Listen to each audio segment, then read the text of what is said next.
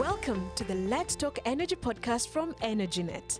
This series was recorded at the Africa Energy Forum 2023 in Nairobi, Kenya. Join us for this and other episodes as we talk to the industry players, stakeholders, and rising stars of Africa's energy sector.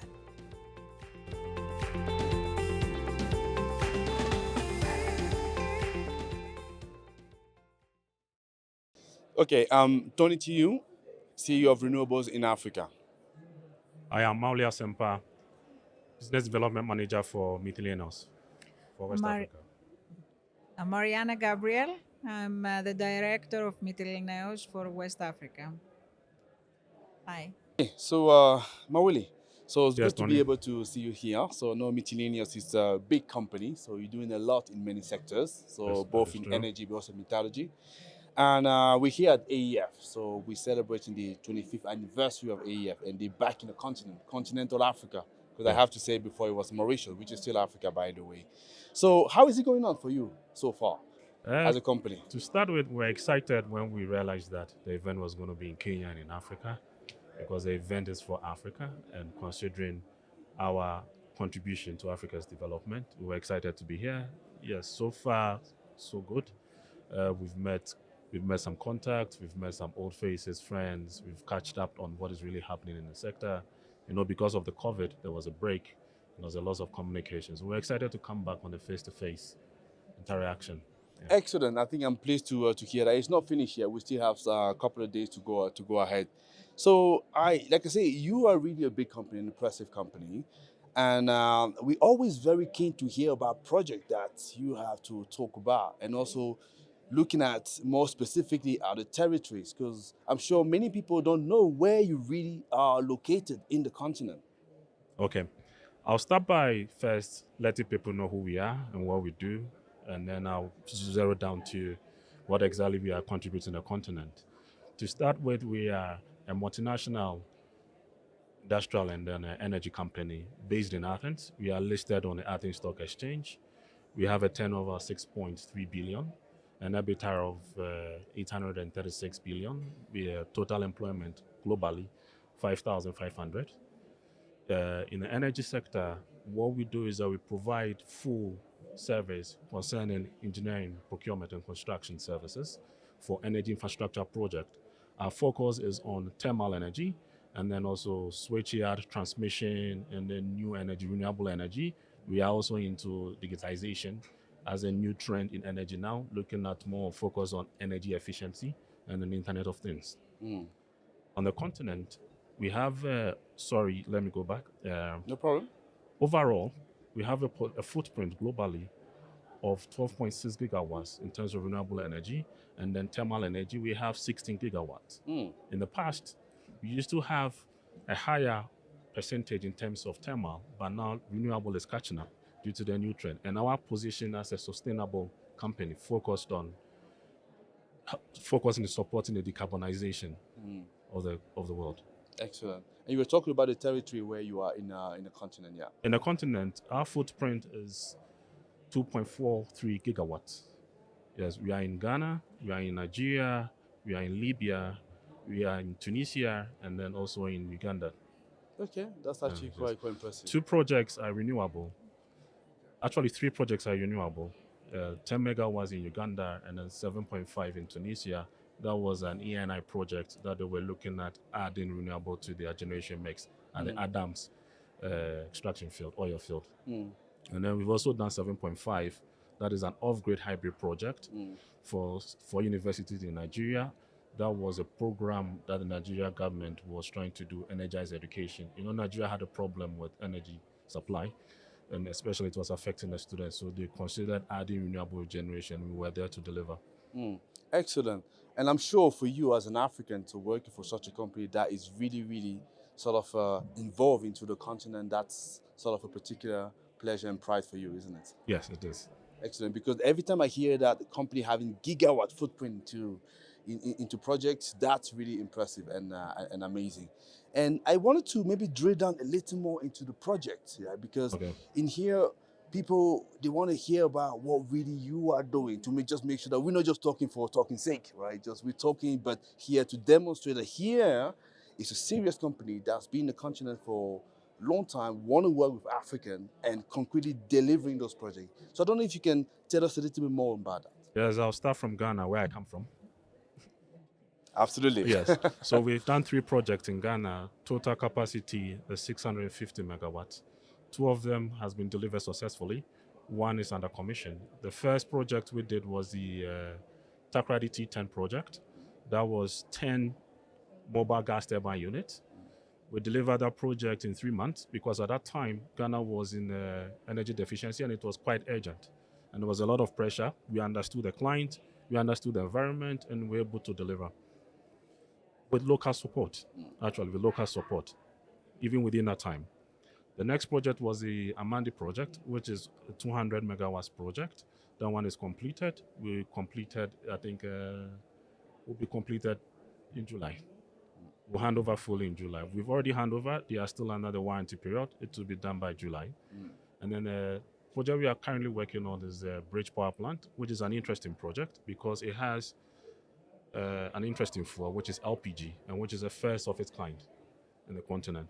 So it involves the gas turbines, the steam turbines. There's a configuration of 441. That is 4 gas turbines, 4 heat exchangers, and then 1 steam turbines. And then also has the LPG storage facility attached to it. And also we hope to complete in August. It's still in commission stage at this stage. In Nigeria, we did the AFAM 2 project. That was a 250 project. And also the Energized Education project that I just mentioned. In Algeria, we did a 775 megawatts project. That is 38 mobile gas turbines that we put in operation in Algeria as well. Also under very harsh condition, but we're able to deliver successfully, yes. In Libya, we are doing a 750 megawatts project in Libya. We've commissioned the first stage. We are moving on to the second phase of it. In Uganda, as I mentioned, was a 10 megawatt solar project that we did. And then in Tunisia was a 7.5 megawatt solar project, but it had battery storage, and that was 2.4 megawatts hour of battery storage attached to the project, and that was for E&I. Okay, excellent. And I know that you are a business development manager for the company. There is one question actually, because you're a turnkey player here. You deliver, end-to-end solutions. Yes. That's what I'm hearing. So how do you actually source projects? So do you have army of people, on the ground, chasing those projects? Do people bring you projects? So how does it happen? I'm a little bit curious about that. Okay, so it's both ways. One, based on our record and reference, developers are aware of us. They know the quality that we deliver. They always recommend us for recommendation for business. And 2, also, we also go around, like us, we are here now, looking for business. Okay, that's a very good point. Yeah, so for people listening to that, here is a company willing to work with you if you wanted to. So let me just turn you a little bit on the energy transition, because I said you mentioned as well that you had a 16 gigawatt, I think that was thermal. Now it's sort of turning towards renewable. The number may be wrong. Apologies for that, but definitely what I picked up was definitely is renewable is catching up, right? So clearly, energy transition is something that you care about, especially I would imagine mining and critical minerals. So I don't know if you have any involvement at all in this sector. If yes, if you can tell us a little bit more about that. Okay. In Africa, we are not, but in Greece, we are one of the biggest metallurgy company in Europe. And actually, we operate the only vertically integrated plant in Greece. That means that we do our own mining for bauxite, we produce our own alumina, and then we also produce our own primary aluminum. With bauxite, we are doing an output of 570 tons annually. And then for alumina, we are doing 860 tons annually. And then the primary aluminum, 250 tons annually for that. On the back of this, based on our experience and our expertise in this area and our understanding on the importance of power for the mining sector, we are positioned to provide such solutions to mining companies in Africa. We are still prospecting mining in Africa, but not yet. But we want to provide our know-how and technology to these companies so that they operate sustainably and efficiently, because that is how we have survived. Yeah, but how can you be prospecting for mining in Ghana?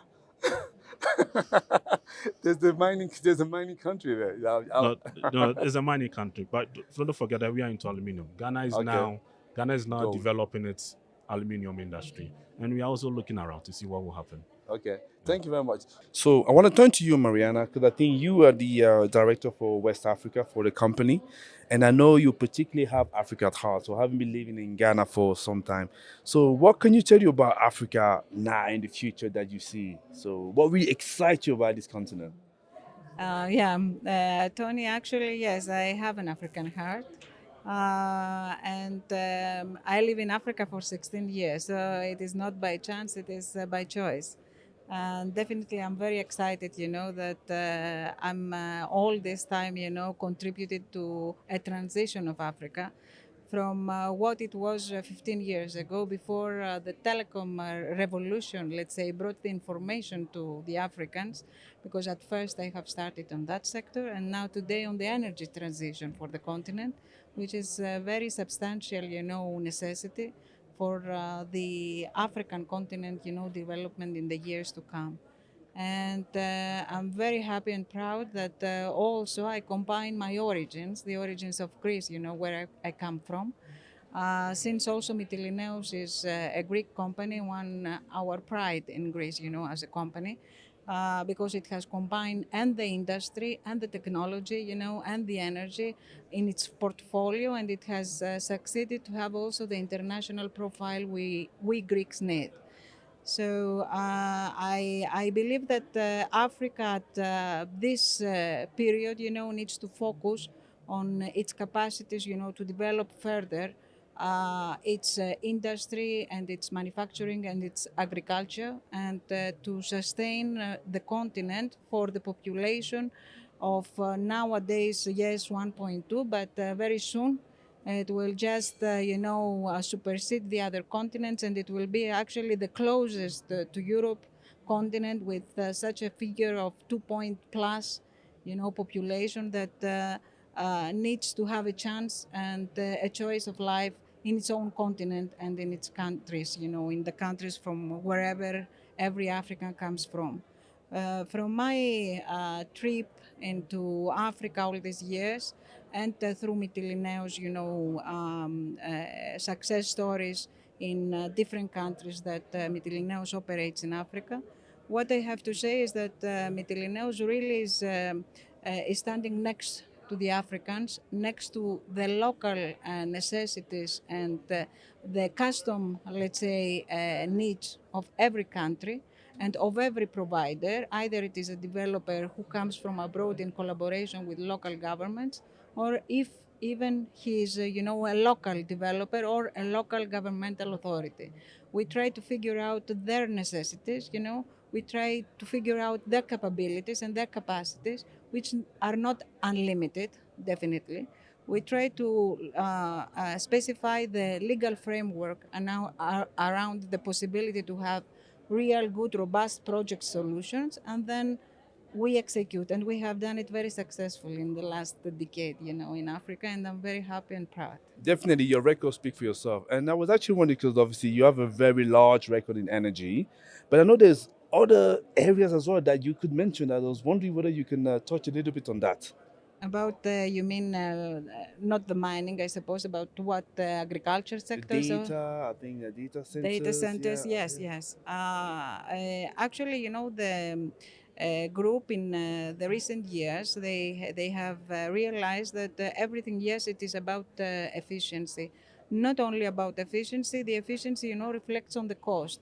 And the efficiency means that you can combine, and you have to combine solutions, that comes from that they are coming from neighboring sectors, even in technology, even in energy, that can give the best solution to the last mile, which is the client, let's say. All of us, we are very concerned of having sustainable, delivery of energy, sustainable delivery, of technology, and all this at an affordable price. So Mytilineos has really invested around all these combined, technologies, and is very keen and very interesting, to see how the new era on these technologies also will be reflected in Africa, and actually is very keen to even lead if it has the chance and capacity, and we are working on it, actually. Excellent. And I'm just going to say ESG investment is becoming very important. So it's both a moral prerogative, but also a necessity. Yeah. So how is the company positioned with regard to ESG? I want to start a little bit from Mytilineos. Actually, metallurgy sector. Mytilineos since 1990 that they are actively participating in the metallurgy sector in Greece. They have come across to an environment that also it has its sensitiveness around the environment, meaning that when you mine bauxite in Greece, and specifically in an area that is very historically well known, which is the Delphi area, it means to achieve it and to have the record of being compliant on even environmental friendly methodologies that you are utilizing to bring the final product out of the mountain. It means it has done very well. Actually, what I have seen, except the environmental target of the company, is that in the last 2 years we have committed also on zero emissions in the 2030. Which the chairman of the company, Mr. Evangelos Mytilineos, actually went publicly, and I think it was the first company that committed that its metallurgy and its whole operation will come to the zero emissions. It's not something that everyone, in industries can come and represent easily on a podium when you have an international broadcast, of this announcement. So having said that, I want to say that in Africa also, wherever we operate, we consider environment as a priority. And we consider as well that our footprint has to be metamorphosized in the local communities. So we try actively to work with the local communities. We employ a lot of people from local communities, people skilled and unskilled. We try to, though, enhance the skills of the people that they are with us by giving them either internships, either further capacities, of scholarships, so to continue. And the third one, the ones that really they are achieving goals, we are giving them even chances, to work as our international personnel in other operations in Africa and in Europe. So we have all these programs that they are actually privy to the human factor, that it is very necessary to be included in the capital of the company. The last is projects that we do next to the local societies and to schools, that they are caring a lot about children that they don't have, let's say, an equal chance in education. So I want here to make a small reference in Ghana, and in a school that we have practically almost adopted next to other donors and sponsors is the School of St. Nicholas that caters for 190 children that they are coming from the neighboring communities, that they are fishing communities. And that this year also we had the first graduates from this school, which means the school is for 12 years, operating under sponsorships of kind donors. And actually we are breaking this poverty circle of these children's families, and these kids, they are the first ones that actually they are having the chance to finalize, the studies and continue further for higher studies, which is, I think, is an enormous contribution. And Mytilineos, for this school in the current years, except other programs, they have provided infrastructure of 6 classrooms, of canteen for hosting all these 190 kids, school bus, and a lot more other things like this. Except this one, we have done more projects, of the similar, but I don't want just to take, the time of everybody, but, we try to localize our care, listening to the needs of the people around us, and trying, of course, to enhance their opportunities based on the opportunities we can create for them. Excellent. I think that was a wonderful interview. So Mawuli, Marianna, I was very, very happy and pleased to talk to you representing a company that really has Africa at the heart. And I only wish one thing, that your collaboration, relationship with Africa endure for the never decade that coming next month. Yeah. Thank you very Tony, much for thank that. you. Thank you very much. Thank you for the Thank you very much. opportunity. Thank you. Thanks. This series was recorded at the Africa Energy Forum 2023 in Nairobi, Kenya. Join us for this and other episodes as we talk to the industry players, stakeholders, and rising stars of Africa's energy sector.